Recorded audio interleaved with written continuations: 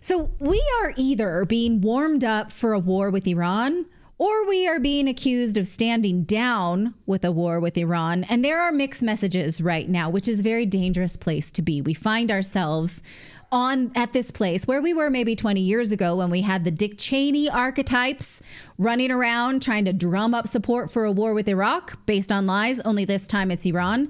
And then there are people who don't want that. So let's try and read the tea leaves, shall we? Because we're not going to buy any bullshit here. I'm sorry I said that word, but that's what I meant. We're not buying any bull honky. Bull honky not for sale on Redacted. We want proof. So this is our WMD moment, guys. Let's pay attention. So President Trump is saying he would like to have diplomatic discussions with Iran, but he's not saying that like a friend, like I'd like to take you to lunch. He's saying it like, hey, neighbor, we better have a conversation or we're going to litigate over the fence. Kind of like that. So here he said to Fox News, I hope you're going to negotiate because it's going to be a lot better for Iran. And I think they want to get that letter because he's saying he wrote a letter. He said the other alternative is either we have to do something because you can't let Iran have a nuclear weapon. I've written them a letter saying, I hope you're going to negotiate because if we have to go in militarily, it's going to be a terrible thing for them. You can't let Iran have a nuclear weapon. Now that I mean, I haven't read the letter. Maybe it's much nicer than that. And he's summarizing it in kind of a tough way. But the Ayatollah responded to these reports, not to the letter. He's responding to the idea of it, saying this is a bully tactic. So some questions we should all want to know. How do we know that Iran has a nuclear weapon? We've been over this before. We've shown you the International Atomic Energy Agency's inspection reports that do not show Iran enriching uranium to a nuclear weapon grade. We have been over the sanctions of mass destruction that the Obama administration put on Iran, killing people. People die when you put sanctions on, medicine or hospital gear. I won't relitigate this. You can find it all on Redacted, or you can reach out to me on X and I will send it to you. So it is time. Is this the time? I guess I'm asking and telling you. Is it? Do you agree with me that it is time to think about a war with Iran and open our eyes? Here's what Tucker Carlson said over the weekend.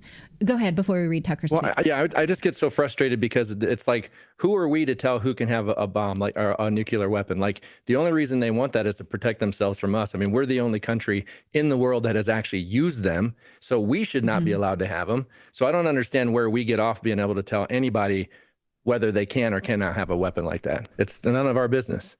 Well, Israel has a nuclear weapon, and we seem fine with that. So, and we are not supposed to send arms to any nuclear nation, but we do that anyway. Those are against international rules and our own rules.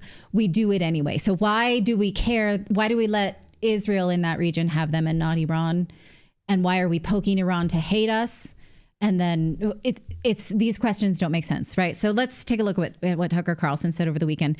He said that Fox News has wall-to-wall coverage with dead-eyed politicians telling you that Iran is a dangerous sponsor of terror, softening up the base for war, he says.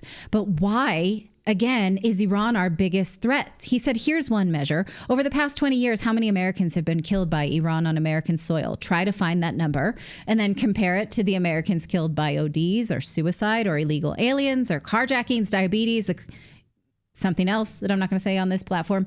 And then think, is Iran still our greatest threat? Now, for this, he has Zionists coming for him full throttle. Read the comments on this post telling him he's the dumbest person ever.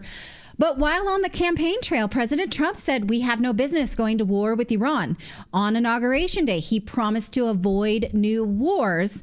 But meanwhile, just last week, Defense Secretary Pete Hegseth said he had a call with Israel's Minister of Defense, Israel Katz, and that both leaders agreed that Iran remains a threat to regional security and agreed to work together on this challenge. So this suggests a pro-war, anti-war faction inside Washington right now. So what are we peons to do about it?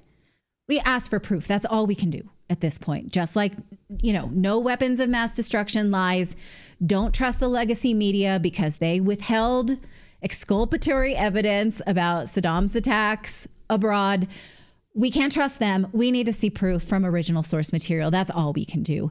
And, you know, I think that it becomes more and more clear. We saw that our own Department of Defense is being led by Israel to want this war with Iran. That's what Pete Hegseth said. That's out of the horse's mouth. So I think that people who are pro-Israeli government, pro-Zionist government, are really scared right now of the crumbling of that narrative. Just today, people such as this defense contractor Joe Lonsdale said that Israelis are scared because people who don't agree with Israel, like Tucker Carlson, Joe Rogan, Candace Owens, are platforming what they call dangerous conspiracy theorists, which again suggests that they see support of Israel's wars abroad being eroded. And the fact that there may be people in that region, right, who want us to launch wars abroad in that region in general, who are losing the ability to do that. So let me know what you think about this. Is there proof here that we can see from the Trump administration that we need to follow? Are there warring factions within the Trump administration, some that want a war and some that don't? I think that's a dumb question. Clearly there are. Clearly there are neocons who infiltrate the government, but who is it that doesn't? Right? And what can we look for in terms of proof? So let me know what you think of that.